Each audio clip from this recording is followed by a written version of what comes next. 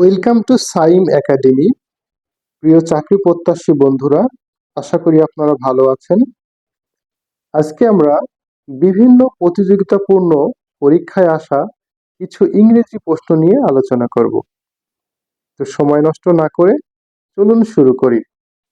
1 নম্বর প্রশ্নটি হচ্ছে, which one is the incorrect sentence? এখানে 4টি সেন্টেন্স দেওয়া আছে। এই সেন্টেন্সগুলোর মধ্যে কোন সেন্টেন্সটি ভুল সেটা আমাদেরকে চিহ্নিত করতে হবে। তাহলে চলুন দেখি কোন সেন্টেন্সটি ভুল। ক number, face some water for me. আমার জন্য একটু পানি নিয়ে আসো। এখানে যে ফেস শব্দটি আছে এটির অর্থ হচ্ছে কোথাও গিয়ে নিয়ে আসা। এটি মূলত মূল ভার্ব যেটি সেন্টেন্সের শুরুতে আছে, তাই আমরা ধরে নিতে পারি এটা ইম্পারেটিভ সেন্টেন্স এবং এখানে কোনো ভুল দেখতে পাওয়া যায় না, তাই ধরে নেওয়া যায় 1 নম্বর সেন্টেন্সটি সঠিক সেন্টেন্স। খ নাম্বার, উই আর ইউনাইটেড, আমরা একবদ্ধ। এই সেন্টেন্সের মধ্যে কোনো ভুল পাওয়া যায় না। গ number, we reached at home yesterday. আমরা যদি লক্ষ্য করি এখানে হোম শব্দটি দেখতে পাই, আমরা সাধারণত জানি হোম শব্দের পূর্বে কোনো প্রিপোজিশন বসে না, কিন্তু আমরা দেখতে পাচ্ছি এখানে হোম শব্দটির আগে একটি প্রিপোজিশন অ্যাট বসানো আছে। তাহলে আমরা ধরে নিতেই পারি যে এখানে অ্যাট শব্দটি ভুলভাবে বসানো আছে, তাই এই সেন্টেন্সটি ভুল। আমাদের এই 4টা সেন্টেন্সের মধ্যে ইনকারেক্ট সেন্টেন্স হচ্ছে গ নাম্বার। আমরা যদি ঘ নাম্বার চেক করে দেখি, হি অ্যান্সার্ড মাই কোশ্চেন, সে আমার প্রশ্নের উত্তর দিল বা দিয়েছিল। তাহলে আমরা দেখতে পাচ্ছি যে ঘ নাম্বার সেন্টেন্সটিও সঠিক, এখানে কোনো ভুল নেই। তাই এই 4টি সেন্টেন্সের মধ্যে ভুল সেন্টেন্স হচ্ছে গ number, we reached at home yesterday, যেখানে হোম শব্দটির পূর্বে প্রিপোজিশন অ্যাট বসানো আছে, যেখানে আমরা জানি যে হোম শব্দের পূর্বে কোনো প্রিপোজিশন বসে না। 2 number, he would dash arrested if he had tried unfair means. এখানে শূন্যস্থানে কি বসবে সেটা আমাদেরকে দেখতে হবে। আমরা যদি লক্ষ্য করি এখানে দেখতে পারি মাঝে ইফ আছে, অর্থাৎ এটা ইফ যুক্ত সেন্টেন্স, সোজা কথায় কন্ডিশনাল সেন্টেন্স। আমরা এখানে দেখতে পাচ্ছি ইফ শব্দটির পরে একটি সেন্টেন্স আছে যেটা হচ্ছে টেন্স হিসাব করলে পাস্ট পারফেক্ট টেন্স, অর্থাৎ ইফ এর পরে পাস্ট পারফেক্ট টেন্স থাকলে অপর পাশে সাধারণত থার্ড কন্ডিশনাল হয়, অর্থাৎ সাবজেক্ট এর পরে উড হ্যাভ মাইট হ্যাভ বসে। তাহলে আমরা দেখব অপশনগুলোর মধ্যে কোনটা এখানে বসানো যায়। ক নম্বর অপশন আমরা যেটা দেখতে পাচ্ছি সেখানে আছে হ্যাজ বিন। সাধারণত উড এর পরে হ্যাজ বসে না, তাহলে এটা উত্তর হতে পারে না। এরপর ঘ নাম্বারটা যদি আমরা খেয়াল করি, বি পুলিশ, সম্ভবত এই অপশনটি ভুলভাবে এখানে দেয়া হয়েছে, তাই এটাও কোনো উত্তর হতে পারে না। এখানে উত্তর হতে পারে হ্যাভ বিন অথবা বি শিওরলি। যেহেতু আমরা জানি ইফের পরে পাস্ট পারফেক্ট টেন্স থাকলে অপর পাশে পারফেক্ট কন্ডিশনাল অর্থাৎ সাবজেক্টের পরে উড হ্যাভ, তারপর ভার্বের পাস্ট পার্টিসিপল ফর্ম বসে, তাহলে আমরা সঠিক উত্তরটি বেছে নিতে পারি হ্যাভ বিন। বি শিওরলি এখানে সঠিক উত্তর নয়।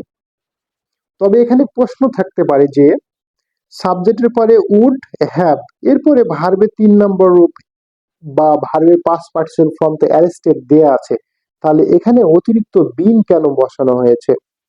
তাহলে এর উত্তরটি হচ্ছে এখানে যে সেন্টেন্সটি আছে প্রথম অংশটুকু এটা প্যাসিভ ফর্মে আছে, কারণ এই ব্যক্তি সে নিজেই নিজেকে গ্রেপ্তার করে না বা সে নিজে অন্য কাউকে গ্রেপ্তার করে না, যেই কারণে এখানে প্যাসিভ সেন্টেন্স হিসাবে এখানে বিন যোগ করা হয়েছে।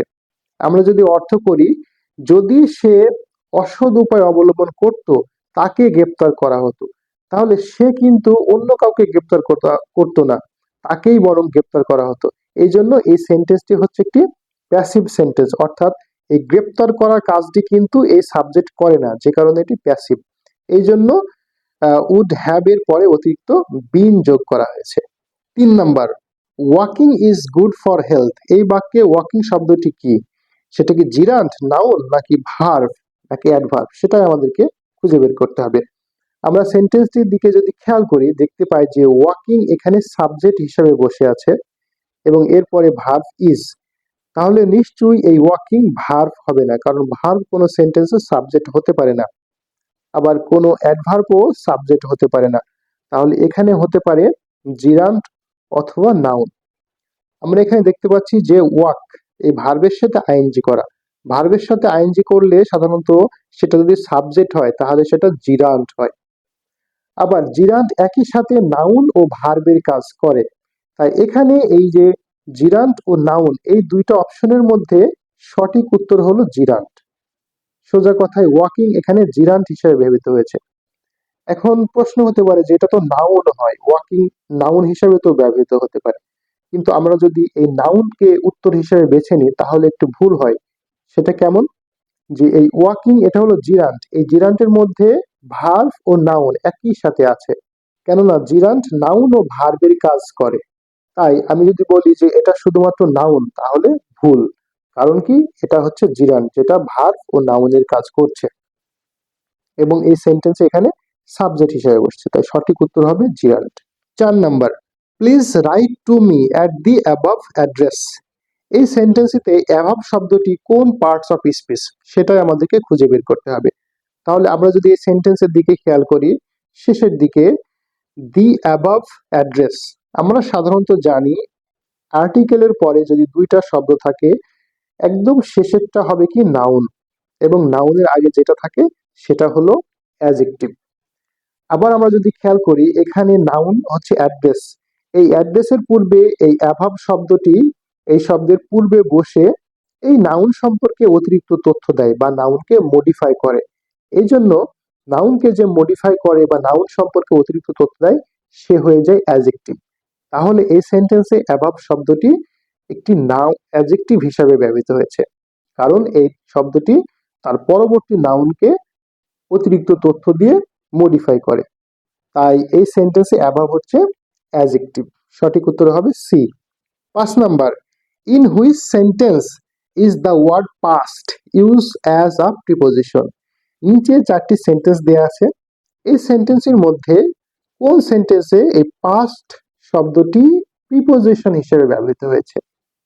আমরা এ নাম্বার সেন্টেন্সটি যদি দেখি, writing letters is a thing of the past. এখানে আমরা খেয়াল করে দেখতে পাচ্ছি যে আর্টিকেল দা এর পরে একটি শব্দ থাকলে সেটা সাধারণত নাউন হয়, তাই এখানে দা এর পরে পাস্ট শব্দটি এখানে নাউন হিসেবে ব্যবহৃত হয়েছে, তাহলে এটা সঠিক উত্তর হবে না। B number, I look back on the past without regret. এখানেও আমরা দেখতে পাচ্ছি যে পাস্ট শব্দটি কোন একটি আর্টিকেলের পরে বসেছে এবং আর্টিকেলের পরে বসে এটা নাউনের কাজ করছে, যে কারণে এটাও প্রিপোজিশন নয়। C number, I called out to him as he ran past. এখানে এই সেন্টেন্সটি he ran past, আমরা যদি এখানে খেয়াল করে দেখি এখানে যে পাস্ট শব্দটি এখানে অ্যাডভার্ব হিসেবে ব্যবহৃত হয়েছে। আমরা যদি খেয়াল করে দেখি এখানে যে পাস্ট শব্দটি এই পাস্ট শব্দটি এখানে যে র্যান সব ভার্ব আছে এই ভার্বকে মডিফাই করে।